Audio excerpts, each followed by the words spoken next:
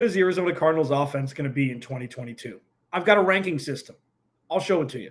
Also, is Cliff Kingsbury really the fourth best head coach in the NFL with the average roster? I'm going to have the mastermind behind the wizardry that has him so. Locked On Cardinals. Here we go. You are Locked On Cardinals, your daily Arizona Cardinals podcast.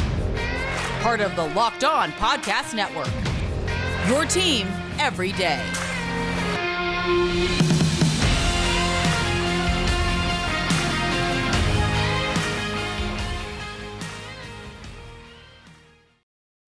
Hi, everybody. Locked On Cardinals. Alex Clancy here. Follow me on Twitter at Clancy's Corner. Follow the podcast at Locked On Easy Cards. Subscribe to the YouTube channel. Thanks. Thank you, everybody who's along this journey with me. Thanks for making Locked On Cardinals your first listen each and every day. Free and available on all platforms. Today's episode is brought to you by Blue Nile. Make your moments sparkle with jewelry from BlueNile.com. And Locked On Sports listeners get $50 off purchases of $500 or more. This podcast exclusive includes engagement as well. Use code Locked On at checkout. As always, jam show today. How good is this Arizona Cardinals offense going to be? I'm going to rank the top position players on the offensive side of the ball as a lock to be great this year, an almost lock to be great this year, and a question mark. It's going to be fascinating. I'm going to start with the locks in the first segment, the pseudo-locks and question marks in the second segment. Then Connor McQuiston from Pro Football Focus, the mastermind behind the wizardry and sorcery that has this graph right here that has Cliff Kingsbury as the fourth best coach in the NFL with an average roster. I'm going to ask him what the hell he's talking about. I'm going to say, what the hell are you talking about? That'll be in the third segment. Super excited to get him on. Double major in math and physics from Michigan. Smarter dude than me. The Arizona Cardinals offense is going to be fun as hell in 2022. We know that. We know it's going to be fun. And with Kyler Murray as the maestro, he's got weapons. He's got weapons. I mean, they've checked almost all the boxes on the offensive side of the ball. If you listened to my podcast yesterday, if not, check it out on YouTube and anywhere else you get your podcasts, Apple, Google Play, etc., free and available. I think that they should sign another wide receiver. I highlighted Julio Jones because of the first 6-week stretch. It's difficult. The Cardinals can't just afford to not have all hands on deck at the wide receiver position with DeAndre Hopkins out. So I still think there's a little bit of work to do to just really just add to the depth of the offense. But that aside, lock, pseudo-lock, and question mark. I'll start with Kyler Murray lock. Okay, that's easy. James Conner. I'll say pseudo-lock to be a star this year. Last year was the first year that he really did that. Sure, he had a great year in Pittsburgh the first year Le'Veon Bell left. You know, you're in that weird age at running back where you look and say, you know what, he deserved the money that he got, and he should only be touching the ball 65% of the time. He should only get a 60 to 65% share of the touches to make sure that he's available for all 17 weeks and into the playoffs, hopefully. Last year with DeAndre Hopkins out, they had to go to him even more. He broke down a little bit. Chase Edmonds not being there didn't help. Having Darrell Williams and having or Joel Williams and having Benjamin there for a little bit of depth will help. I think Darrell Williams is going to be better and it's going to get more touches than people think because people remember, high double-digit touchdowns last year for James Conner, was the most important offensive player, not named Kyler Murray, for the success of the Arizona Cardinals last year. He doesn't need to replicate that this year, and I think that's what needs to be remembered. So that's why I said pseudo-lock and not absolute bona fide lock. DeAndre Hopkins, when he comes back, is a lock. He just is. I know there's going to be injury concerns. He's a wide receiver one until he's not, and he still is until he's not. So he's a lock. Okay, this is where it gets interesting. Zack Ertz is, I'm going to say, a lock because he's got help with Trey McBride. Max Williams is going to be back, and all he really has to do is run routes and catch footballs. He's large. 6'5". He's going to be a great red zone threat. We saw he still has giddy up. I think that was one of the better, even though it was $30 million over 3 years. It's not, I think it's like $20 million guaranteed. We'll see what happens after this year. If there's going to be restructuring or if they're going to move on from, I don't know. But I think it's still safe to say that our boy Zack Ertz from Stanford is a lock to be a star for this Arizona Cardinals offense in 2022. And we haven't even got to the rest. I mean, Rodney Hudson is going to be a lock. Okay. So you have Kyler Murray, you have DeAndre Hopkins, you have Rodney Hudson, and you have Zack Ertz as your locks on offense. I kind of teased James Conner. I should have waited for the second segment like I said I was going to. I will extrapolate. That's a good word. I'll extrapolate on that in the second segment. But that's 4 locks on offense out of 11 starters. Pretty good. It's pretty good. 4 locks to be stars in 2022. We'll see what Cliffy Baby and Kyler Murray et al. Will be able to do. Coming up next, the pseudo-locks and the question marks is where it's going to get a little weird. There's going to be a question mark next to a name that you thought would be a pseudo-lock and vice versa. I'm excited to talk about it. That's next, Locked On Cardinals first. One thing that's always a lock, if you want to lock down an engagement, if you want to lock down your wife's birthday, BlueNile.com's got you covered. I talk about this every time. I take this copy that they give me and I flip it because, yes, BlueNile.com is one of the best purveyors of jewelry out there. Okay.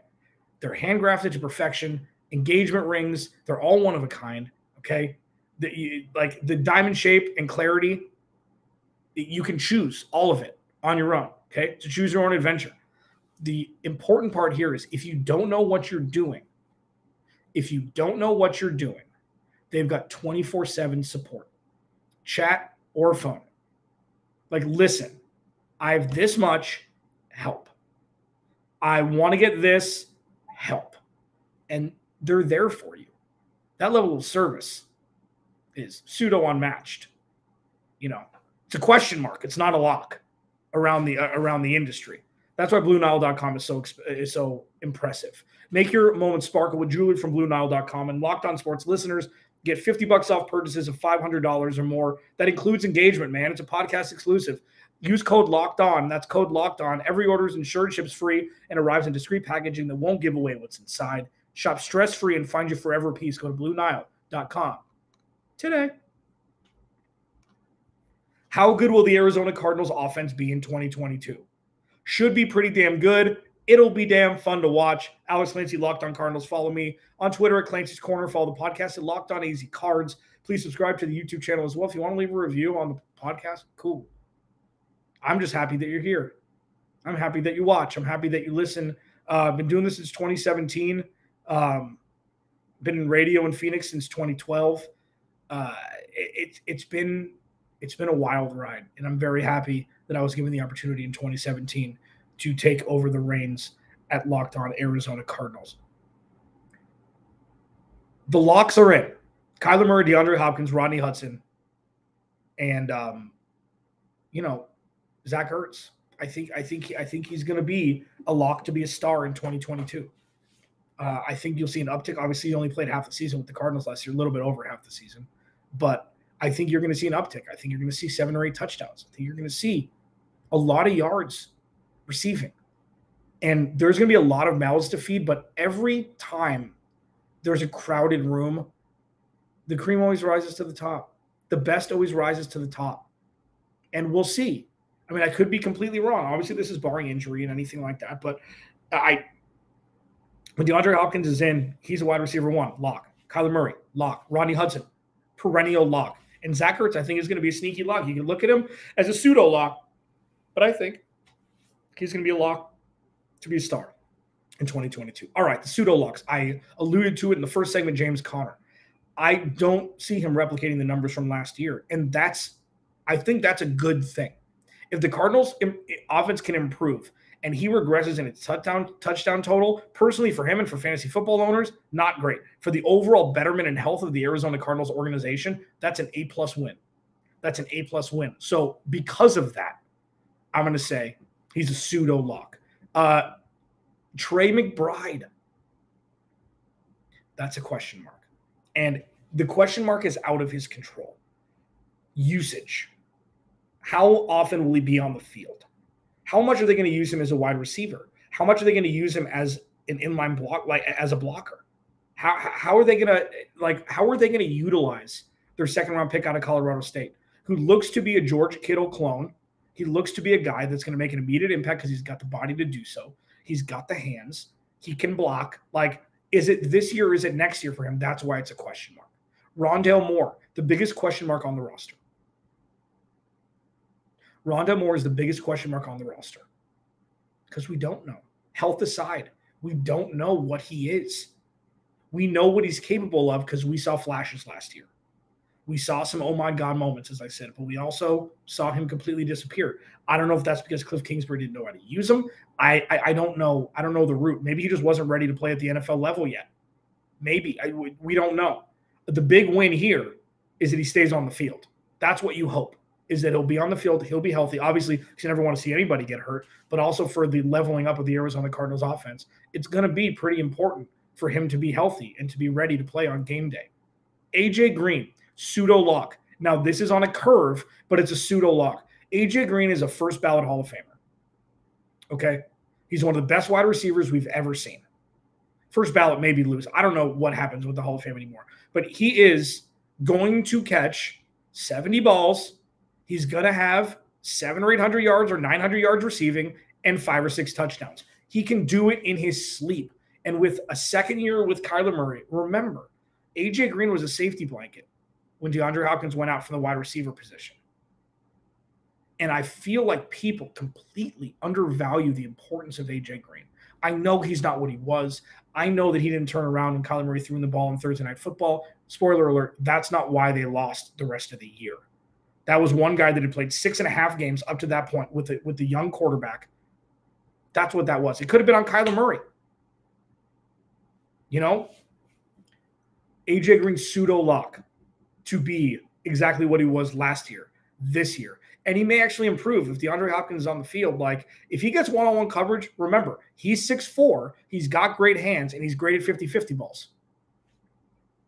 I don't know what else you want from an aging vet who stayed with the Arizona Cardinals when he probably could have got a little bit of cheese elsewhere.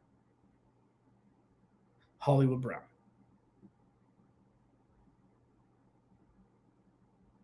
I told you there was a surprise or two. This is the biggest question mark from a wide receiver one. Like I said, Rondelle Moore was, but let me put it this way. This is the biggest question mark with the most immediate impact on the roster. Yes, Kyler Murray and he have history. That's great. I don't say that sarcastically. He put up pretty bonkers numbers in Baltimore when they have one receiver and one tight end. And, you know, they were running the ball a lot, run first, before last year. And if Lamar Jackson doesn't go out, he eclipses all of his numbers. I know all of that. We don't know if it's going to work in this offense. We don't know if it's going to work right away. Like, it's going to work in this offense. But if you're going to tell me that he is going to be a bona fide wide receiver one star next year, without a doubt, I don't see it yet. I hope that's true. But there's too many, you know, there's too many situations that are unmeasurable at this point. We haven't seen it yet. We haven't seen anything. And this is not by any stretch saying that he's not going to be a great player at all. I'm just saying that if you tell me that he's a wide receiver one right out the gate, I'm going to want to see it first. Got to prove it in this system. Prove it that you're more than just a deep threat. Prove it that you have drops in the end zone under control, which he didn't in Baltimore. Talk with Kevin Ostreicher, Locked On Ravens, a couple times. So he's got a case of the dropsies, and he dropped wide open touchdown passes. That's not to say it's going to happen. No player, no human being is perfect. That's not the point of this exercise. The point of me saying that he's a question mark going into 2022 is he has the most pressure on him to perform because of how he was acquired. And when there were a lot of other needs elsewhere, Steve Keim chose to trade for Kyler Murray's wide receiver one in college when he could have drafted his wide receiver one, CeeDee Lamb, a couple of years prior. He went and traded for Hollywood Brown and said, you know what, this is the move to get the offense over the top. And let's hope it works. Alex Clancy, Locked On Cardinals. Coming up next. I mean, this dude is way smarter than I am, okay? And he's a guy that he put together this damn graph that has Cliff Kingsbury as the fourth best quarterback in the NFL, fourth best head coach in the NFL when given an average roster. He did the math, he did the numbers. He's going to explain it to us next. Connor McQuiston from Pro Football Focus is going to join me next. Locked On Cardinals. First, Built Bar, caramel brownie. You can take your Milky Way and you can shove it, man. I say that in the nicest way possible because Built Bars taste like candy bars. They're covered in chocolate. They've got 4 grams of sugar, especially this one, caramel brownie, 4 grams of sugar, 130 calories, 17 grams of protein. You don't need dessert. You don't need to eat a 7-course breakfast to get the protein you need. 6 bites, man. These things are incredible. Truly, Built Bars are excellent. They are. The company's great. The product is great. They're good every single time, and they've got a bevy of flavors. But caramel brownie is the one they're featuring right now. You should get some. Let me read it again. Okay, 130 calories, 17 grams of protein, 4 grams of sugar. For those that are lifters, people that know what macros are that I just learned about a couple months ago, the macros are unreal with the caramel brownie Built Bar. Go to Built.com. Use promo code LOCK15 for 15% off your order. Use promo code LOCK15 for 15% off at Built.com. All right, final segment, Locked On Cardinals. Alex Clancy here. This is, I'm nervous about talking to this person that I'm bringing in. I've teased it all show. This guy is, let's say he's smart. He's got the analytics down pat, and he's ruining my narrative about Cliff Kingsbury all in one. So why the hell not just bring him onto the damn show and make me look like an idiot? That's what I like to do best here. Connor McQuiston, Pro Football Focus, joining me here. Dude, first of all, thank you very much for joining me. I appreciate it. Yeah, of course. No problem. Glad to be on. Okay, so go blue. Are you double major in math go and blue, physics? Baby. Do I have that right? Double yes, major in math and physics? I graduated a semester early too, if you really want to pump me up. But I'm just very stubborn. That's all that means. I'm just extremely stubborn. Great. And I was on the Van Wilder 7-year plan. You're probably too young to even know what Van Wilder is. Okay, so I think my mom likes that. Oh, yeah. I'm never getting Trevor Sikkema's advice on anything again. Okay, so all joking aside, you put together a chart of sorcery and wizardry that has Cliff Kingsbury ranked the 4th best head coach in the NFL when coaching an average roster. Do I have that right? Because I don't want to misrepresent. That is the interpretation, yes. Okay, great. So this is what it looks like for those that are watching on YouTube right now. He's got Cliff ahead of Kyle Shanahan, ahead of Sean McVay, and ahead of 27 or 28 other NFL head coaches in this specific graph. Can you explain to me, before I talk real world, you talk numbers, and we meet together, how the hell how did this happen? What am I saying? How did this happen? Okay, so the way I did these rankings is, so when you rank head coaches from an analytical perspective, you have to do 2 things. 1, you have to pick a number at how good that coach's roster is, and then 2, you have to pick a number to say, okay, this is how good the coach is. Both of these are incredibly difficult, and there is no right answer. Everything is a little bit wrong in a different way. So the way I went about saying how good the coach's roster is, I looked at every starter's salary numbers. But the logic and this sounds a little funky, but the logic behind this is, if I have 2 quarterbacks in the same offseason, one signs for $50 million, another signs for $30, the quarterback who signs a $50 million contract is probably better. This was applied across the board to all positions on offense and defense. The target variable I chose, the number I'm saying this is how good a coach is I chose points scored and points allowed over the course of the season. And the specific model I chose allowed me to estimate this is the range of how big the effect the coach has on this specific number. And given those effects both on points allowed and points scored, I can then translate that into wins using this thing called Pythagorean wins. That's a lot of syllables. Basically, I'm using salaries to say how good the players are, and then I'm looking about how many then I estimate how many points a coach adds on offense and defense. So it's kind of a win above replacement with coaches loosely. Yeah, that's the idea behind it. I wouldn't describe it exactly as WAR, mainly because WAR is a much more robust thing, both from PFF and both in the baseball sense. The main issue with this model is, of course, if a player is performing above or below their salary level, then that coach gets undue credit or criticism. Cliff Kingsbury and Mike Tomlin are the big examples of this, because Ben Roethlisberger made a ton of money but was real bad the past 2 years. So the offense wasn't as good as the model expected. So Mike Tomlin goes way down. Kyler obviously has been great. He's been one of the better quarterbacks in the league, but he's playing on a rookie deal. I do have an indicator for if a player is on his rookie contract, but he's been better than you would expect of someone on a rookie contract. So Cliff gets undue. I still think Cliff is a good coach, but I think his specific placement at number 4 is probably a bit rich from my blood. If we look at for those of you on YouTube, you look at the specific graphs, the error bars and the placement between the coaches between 3 and 11, so that's between Andy Reid and Sean McVay, those are basically indistinguishable. So while yes, Cliff Kingsbury in this way is specifically number 4, he's somewhere within that second tier of coaches, at least in my opinion. So that's your Mike Vrabels, your Kyle Shanahan's, your Matt LaFleur's. So I do still think he is a good coach, but 4 specifically, it's a bit rich for my blood. That's just how the numbers turned out. Connor McQuist and Pro Football Focus joining me here. Alex Clancy, Locked On Cardinals. Follow me on Twitter, Clancy's Corner. Follow him at ConnorMCQ5. That sheds. Okay, so that's interesting. So in my more look at graph, yell at graph brain, of course, as you should, and for how you described it, you can only account for rookie scale deals so much because rookies aren't supposed to be as good as veterans in theory. Exactly.